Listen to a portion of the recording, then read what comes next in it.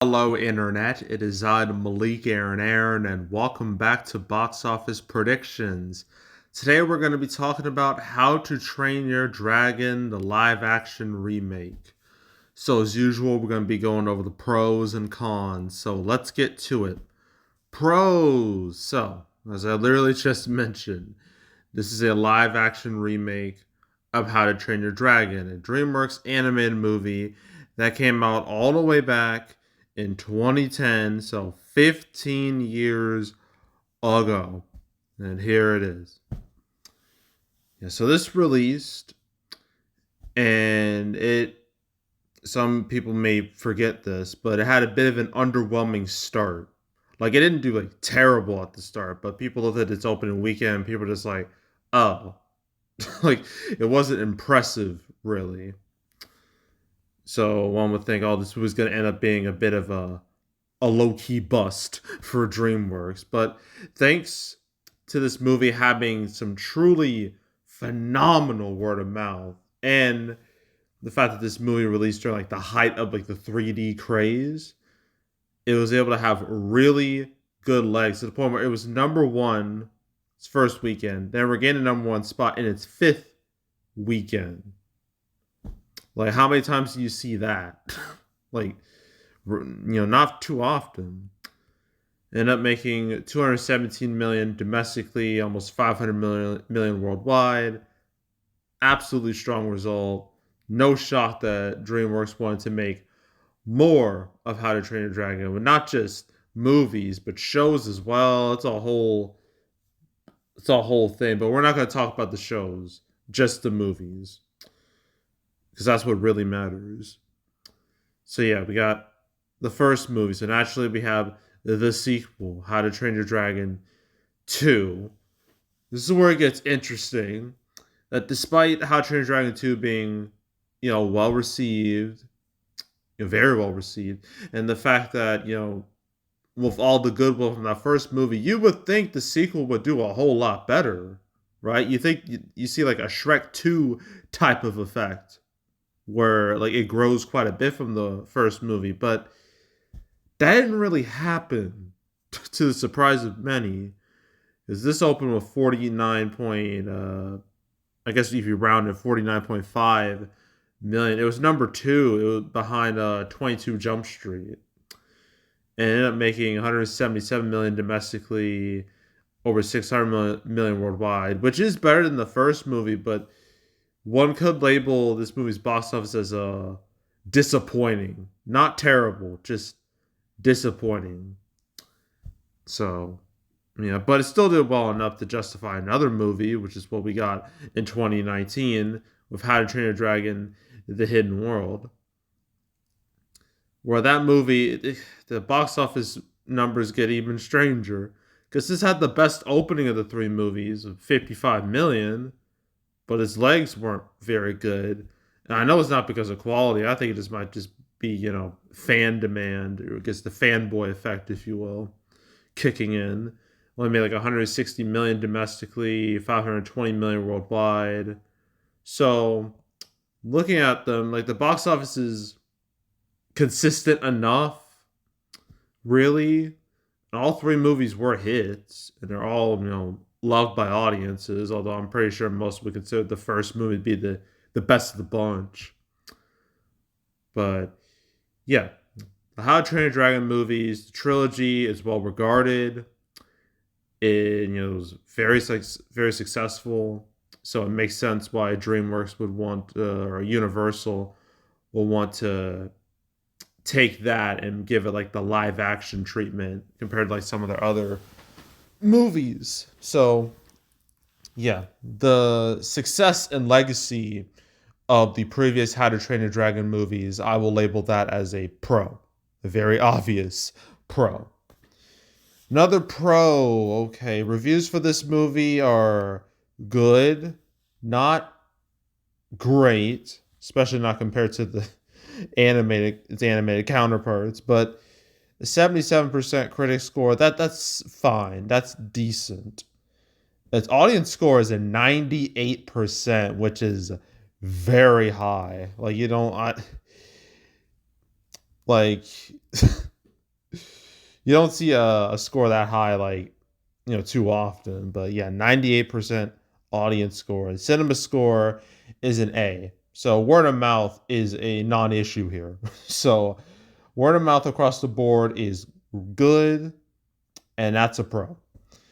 Another pro is I guess this weekend it's all about this movie, really.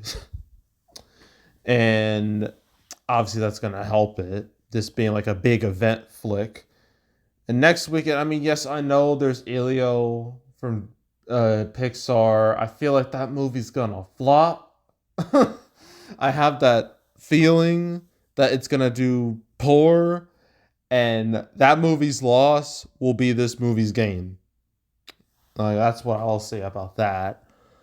But besides Elio, I mean, the next family movie that's going to be coming out is going to be Smurfs, and that's not till mid July. So this movie has time to play out. So, lack of extreme, like serious competition. I guess there's Lilo and Stitch, but that's like entering its fourth weekend, so that's old news. So I don't really have to worry about that either. So, yeah, lack of serious, like deadly competition, I'll label that as a pro.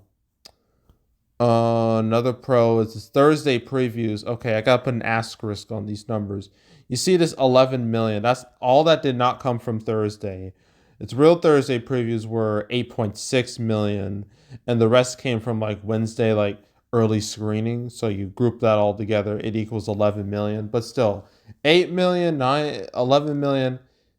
These are still really solid numbers. Like they tell you that this movie's gonna have a really solid weekend. I mean, sure, they're not as good as say Lilo and Stitch, but I don't think anyone was expecting this to reach that movie's heights at the box office. That's a little unrealistic, but because we're combining previews. I mean, that's what that's what happened with Wicked, but I guess we're adding them all together. I mean, it's better than Minecraft, an album of like 162 million. Granted, that came out in April. It's coming out in June, so the multiplier is going to be a bit lower in summer because obviously kids being out of school. I mean, like that's good for the box office, especially for family movies. But that doesn't mean they're just gonna have like a sky high multiplier like you would like when like kids are off school or are in school, because that's just that's just how it works. I mean, it's a better number to say Minions Rise of Gru. That was like over 100 million. And see 75, 74, 90, 80s, some hundreds. So I say it's in good company. Considering its preview numbers, it's very much in good company, especially considering the movies we've had this year. We've had like just like the last 2 months, we've had some heavy hitters, but oh boy, those previous 3 months, it was just a barren wasteland. So yeah, compared to other movies that have come out this year and just on its own merits, yeah, these preview numbers are very good. So I will label that as a pro. Another pro. Shoot. I guess. Well, I'm not sure if this is a pro or a con, but I guess it's a pro from like a financial perspective. So, obvious, obviously, about Disney and them remaking, all their, animated films in the live action, right? We all know this. They've been doing this for years and years and years. And as much as people don't like these movies and they hate what they stand for, you can't deny that financially they're a solid bet. Like the numbers don't lie. I mean, the box office. I mean, say Alice in Wonderland, I made $1 billion. Beauty and the Beast 2017, $1 billion. Lion King 2019, $1 billion. Aladdin 2019, $1 billion. Lilo and Stitch just a few weeks ago. It's now reached like 800 million. That's probably the most success. That's in terms of profit. It's probably the most successful movie to come out this year. Like, people will watch these live action remakes. Like, that is a proven fact. I mean, sure, some won't do very well. I mean, we all know what happened with Snow White recently.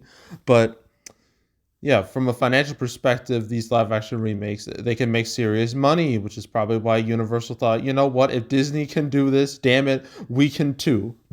So here we are. So yeah.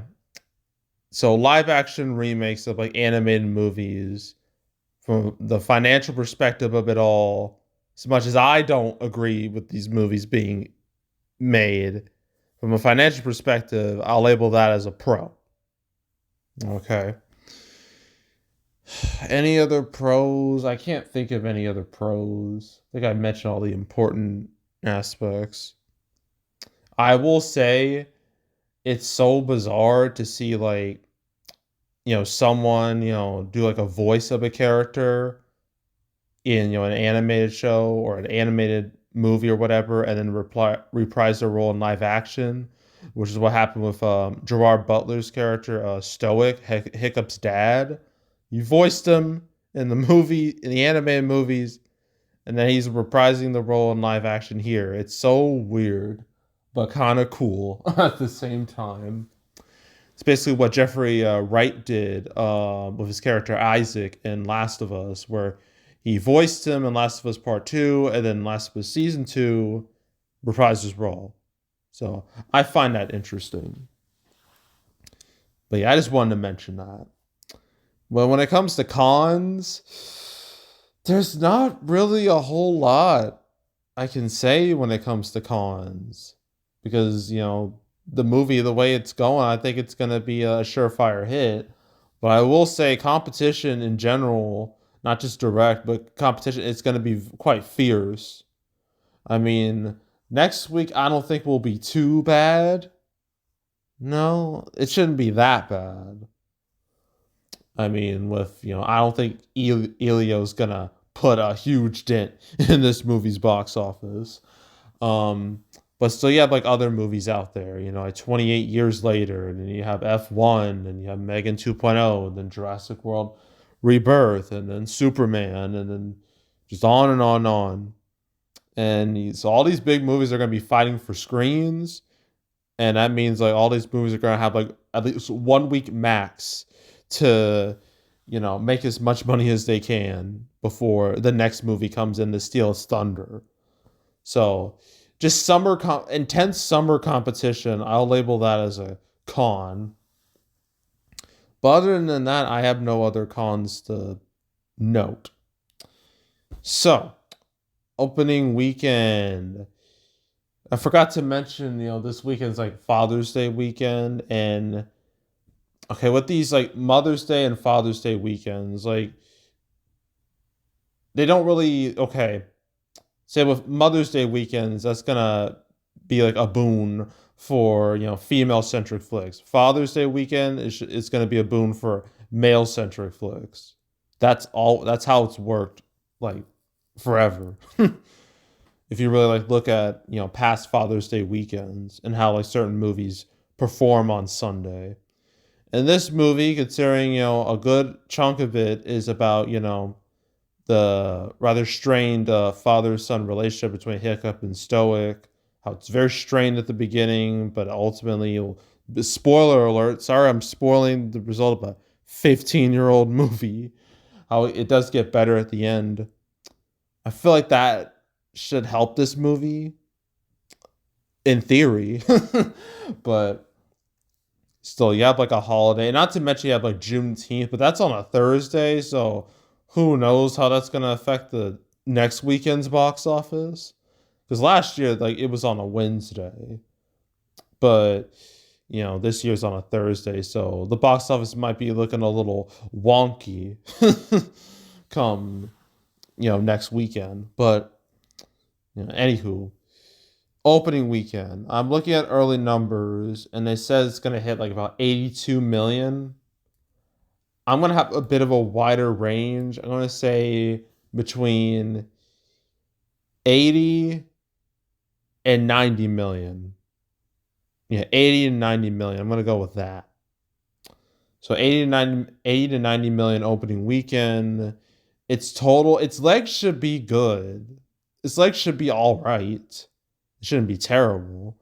So I'm going to say 240 to 270, I think, is doable. I think it's realistic.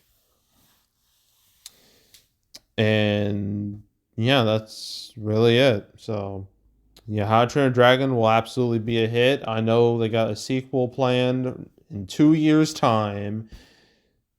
So for anyone who's cool with this movie, good for you. Anyone who's against this movie, well, you're just gonna have to grit and bear and just deal with it, or at least ignore it. But yeah, so that was How to Train Your Dragon. So we got 3 more movies to talk about. The only one here that kind of matters a little bit is Materialist. The other 2, no one gives a shit about. So, yeah, but I guess I had to do Life of Chuck first, since we're doing this in alphabetical order. Do that, then Materialist, then Unholy Trinity, and then we're done for the weekend. So, yeah, that's it. That's all. Make sure to subscribe, like this video, leave a comment, turn on notifications, share the whole drill. You want to check out more videos like this? I've got playlists on the homepage, all previous prediction videos I made this year, the past few years. You want to watch any of them, go right ahead. There's also the canceled series where I went over all the movies that were supposed to come out but didn't. I've talked about this movie twice. Yes, I talked about it twice. The first time was episode 177, where it was announced, and I was very confused and baffled at its announcement. Yeah, so that was the first time I talked about it, episode 177. And then second time was episode 214. Talked about it again, where I think it was supposed to come out like in March of this year, but then it got delayed to like June, which in hindsight was a smart call. But yeah, those are the 2 times I talked about the live action How to Train Your Dragon movie. So if you want to watch those episodes of Canceled or any other ones I've done, there's 250 of them. So if you want to binge watch all those episodes, from beginning to end, I highly suggest you do that. So go do it. There's also box office recaps where I go over the box office results for any particular month. May recap, I am planning on getting that out Sunday. Yeah, Sunday is when I'd like to put it out. So, yeah, stay tuned for that. And as for the June recap, that won't be till like the second weekend of July. So really like when Superman comes out. So stay tuned for that as well. But if you want to watch any of the past recap videos I made on the channel, you can go right ahead. And yeah, that's it. That's all. I am out. Goodbye.